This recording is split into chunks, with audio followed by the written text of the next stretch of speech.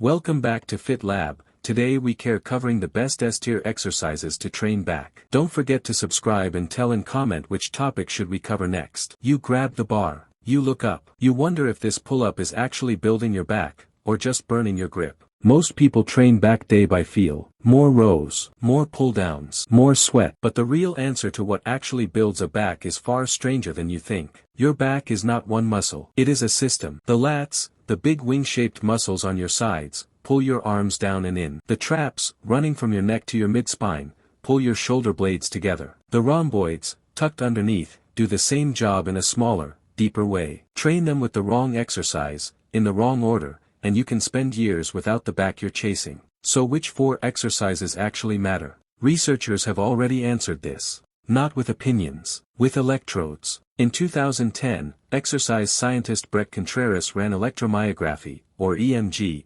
testing on back exercises. EMG measures the electrical activity inside a working muscle, showing exactly how hard it's firing. His data ranked pull-ups and chin-ups among the highest lat activators of any exercise tested. Why? Because pulling your entire body weight up forces your lats to work against a resistance that scales with you. Heavier body, heavier pull, more fibers recruited. That's S-tier exercise number 1, the weighted pull-up. Here's the twist most lifters miss. Your grip fails before your back does. Your forearms burn out first, and your brain reads that burn as failure, so you stop. But your lats haven't finished the job. That's why strapping in, using wrist straps to remove grip as the limiting factor, lets your back finally train to its true capacity. S-tier exercise number 2 is the barbell row, specifically performed strict, chest slightly up, bar pulled to the lower ribs. Stuart McGill, a spine biomechanics researcher from the University of Waterloo, spent decades studying how the spine handles load. His research found that a stable, neutral spine under horizontal pulling recruits the entire posterior chain,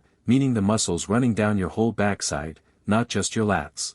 The row does something a pull-up can't. It thickens the back. Pull-ups build width. Rows build depth, adding the three-dimensional thickness that makes a back look wide even under a t-shirt. But rows are also where people quietly wreck their lower back. Round your spine to heave the weight up, and you shift the load off your muscles and onto your discs, the soft cushions between spine bones. McGill's research is blunt about it. Keep the spine locked in a neutral position. Let the muscles do the pulling, not momentum. S-tier exercise number 3 is the lat pull-down, wide grip, pulled to the upper chest, not behind the neck. A study published in the Journal of Strength and Conditioning Research compared pull-down variations using EMG data and found that pulling to the front of the chest activated the lats just as effectively as behind-the-neck versions, while placing far less strain on the shoulder joint. Behind-the-neck pull-downs force your shoulder into an unnatural rotation. Front pull-downs get the same muscle result without gambling with your rotator cuff, the group of small muscles stabilizing your shoulder. Why does the pull-down earn a spot next to the pull-up if they train the same muscle? Because of load control.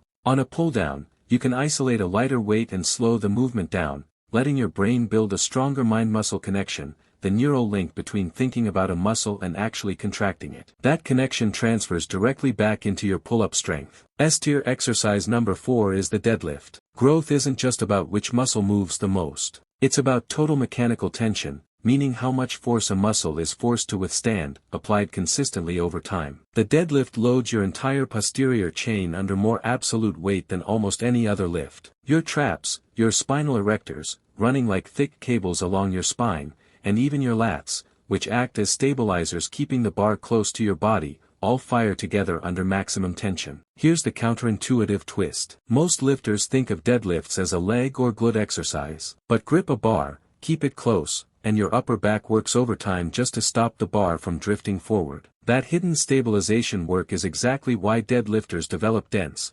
armor-like backs without ever touching a lat pull-down machine. So what does the science actually tell you to do? Not 15 exercises. 4. Pull-ups for width. Rows for thickness. Pull-downs for controlled, joint-safe volume. Deadlifts for raw total back tension. Combine them, and you're not guessing anymore. You're training exactly what electrodes, spine researchers, and muscle physiologists have already confirmed, week after week, study after study. Start your session with pull-ups or rows, while your grip and your nervous system are fresh. Save pull-downs for the middle, when you want controlled volume without needing max effort. Save deadlifts for when your form is sharpest, since a tired body under heavy load is exactly how spine injuries happen. Sequence is not a small detail. It's the difference between a session that builds muscle and one that just builds fatigue. There's one more thing almost nobody talks about. Recovery. Your back is made of slow-recovering muscle groups. Unlike smaller muscles such as your biceps, the lats and spinal erectors take longer to repair after heavy pulling and loading.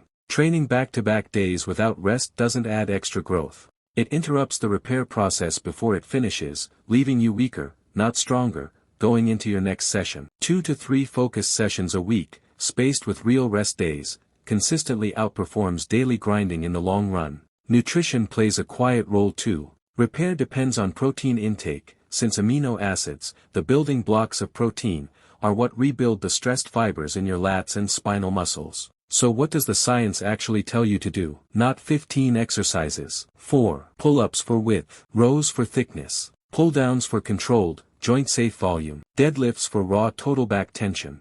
Combine them, sequence them wisely, rest between sessions, and you're not guessing anymore. You're training exactly what electrodes, spine researchers, and muscle physiologists have already confirmed, week after week, study after study. Next time you grab that bar and look up, you won't be wondering if it's working. You'll already know exactly why it is. If you like this video, tell us in the comment. See you in the next video.